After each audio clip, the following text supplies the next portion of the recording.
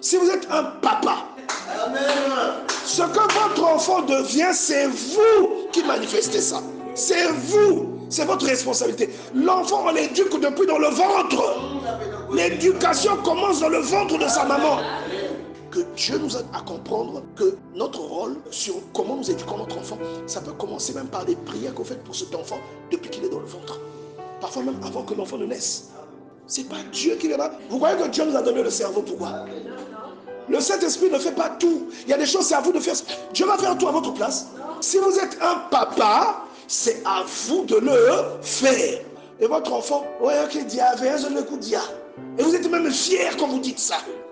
Mais j'aimerais dire à quelqu'un ici, vous êtes, vous les papas, les bergers de vos enfants et de vos conjointes. Il y a des responsabilités qui vous incombent vous, dans votre maison. Ce n'est plus le rôle de Dieu. Quelqu'un comprend ça? Dieu intervient là où votre caille s'arrête. Si vous prenez par exemple Jacob, le témoignage de Jacob, vous allez voir comment Laban est en train de malmener Jacob. C'est-à-dire qu'il est en train de l'escroquer. Jacob lui-même, il est éboulliste. Hein? La Bible dit, toutes les fois que les brebis vigoureuses entraient en chaleur, Jacob plaçait des branches dans les orgues sous les yeux des brebis pour qu'elles entrassent en chaleur près des branches. Quand les brebis étaient chétives, il ne les plaçait point. De sorte que les chétives étaient pour Laban et les vigoureuses pour Jacob. Il y a des choses, c'est ton rôle. C'est ton rôle, vous comprenez? Ce n'est pas Dieu qui va venir faire ça. Maintenant, dans le rôle que tu joues, Dieu peut venir te rassurer. La Bible dit, quand on va aller au chapitre 31, vous allez voir, la Bible dit, Jacob va dire, Dieu venait me dire la nuit, Jacob, regarde, toutes les brebis sont en train de donner des petits tachetés ou marquetés, pour dire que Dieu était de son côté. Mais ce n'était pas Dieu qui pelait les branches, ce n'était pas Dieu qui faisait toutes ces stratégies-là, c'était Jacob. Je ne sais pas si vous comprenez. Si vous êtes un père de famille, vous êtes un berger, c'est à vous de faire ces choses-là. C'est à vous de vous assurer que dans votre maison, il y a la prospérité. Dieu va accompagner votre initiative. Mais c'est à vous de garantir que vous allez créer des êtres humains qui vont être une bénédiction pour la société. C'est à vous de vous assurer de ça. Il y a des petites choses comme ça. Telles que les enfants qui n'aiment pas manger.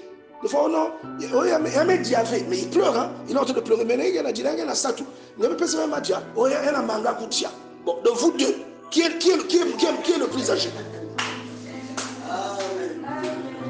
Qui est le plus âgé? Il y a des petites stratégies comme ça où tu peux dire à ton mari, viens d'abord, tu prends la cuillère, tu veux donner la bouche de ton mari ferme la bouche, tu tiens, tu tapes ton mari. L'enfant va voir, il aura peur. Et ton mari ouvre la bouche, il avale. Et tu prends la cuillère, tu donnes chez l'enfant, il va avaler ça, Regardez, Dieu, vous voyez que Dieu nous a donné le cerveau, pourquoi? Il y a des choses que vous devez inculquer.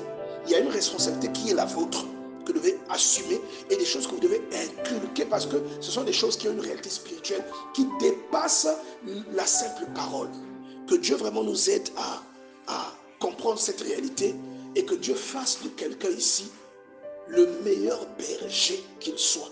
Et tu vas voir que si tu es un bon berger, Dieu te donnera aussi un bon berger au-dessus de toi qui est ton pasteur et un bon berger à ton pasteur qui est Dieu lui-même, afin que tout ce que tu vas entreprendre aille dans la direction de ce que Dieu a souhaité. Si tu as été béni, acclame le Seigneur.